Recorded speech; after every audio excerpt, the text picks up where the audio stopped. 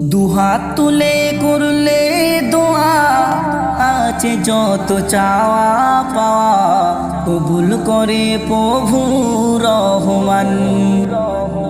এ জীবন মরণে হবে সবার সমাধান, পড়িলে নামাজ ও কোরআন। সবাই করো ইবাদত, দুহাত তুলে মোনাজাত, খুলিবে সবারই কিসমত। সবাই করো মোনাজাত, দুহাত তুলে মোনাজাত, খুলিবে সবার কিসমত।